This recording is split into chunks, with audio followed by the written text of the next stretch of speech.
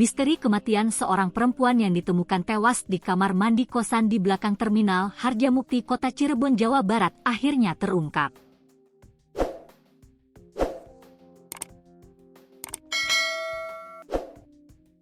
Korban ternyata dibunuh secara sadis oleh pasangan suami istri.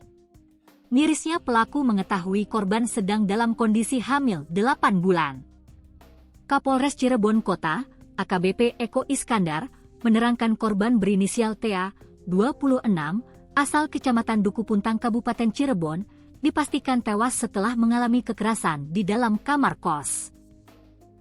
Pelaku pembunuhan terhadap korban diduga pasangan suami istri, pria berinisial LH, 26, bersama istrinya berinisial RK, 41. Eko menerangkan, peristiwa ini bermula saat LH memesan jasa pijat kepada korban di sebuah aplikasi pada Kamis, 12 Maret 2026, dini hari. Korban kemudian datang diantar teman prianya ke kosan yang memiliki bangunan 2 lantai itu. Sebelum kedatangan korban, Eko menyebut RK istri LH sudah pindah ke kamar sebelahnya sementara. LH dan RK diduga telah merencanakan aksi pembunuhan untuk menguasai harta milik korban. Setelah masuk kamar, LH diduga langsung melancarkan aksi penganiayaan terhadap korban TA.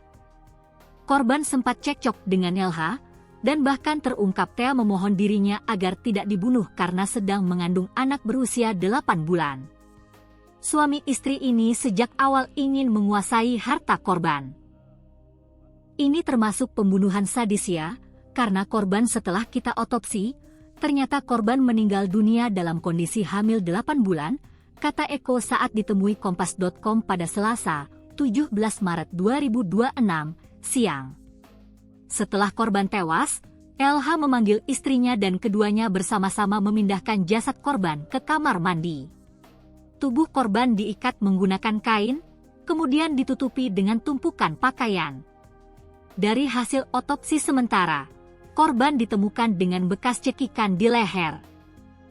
Selain menghilangkan nyawa korban, pelaku juga membawa kabur sejumlah barang milik korban, diantaranya uang tunai sekitar Rp80.000 hingga Rp83.000 dan telepon genggam yang kemudian dijual seharga Rp73.000. Usai kejadian, kedua pelaku sempat melarikan diri ke arah Majalengka. Namun, dalam waktu sekitar 3 jam, polisi berhasil menangkap keduanya di dalam sebuah bus. Atas perbuatannya, LH dan RK dijerat pasal berlapis, yakni pasal 338 dan 340 KUHP tentang pembunuhan dan pembunuhan berencana, pasal 365 KUHP tentang pencurian dengan kekerasan, serta pasal 351 KUHP tentang penganiayaan. Polisi masih terus melakukan pendalaman untuk mengungkap detail lengkap kasus pembunuhan tersebut.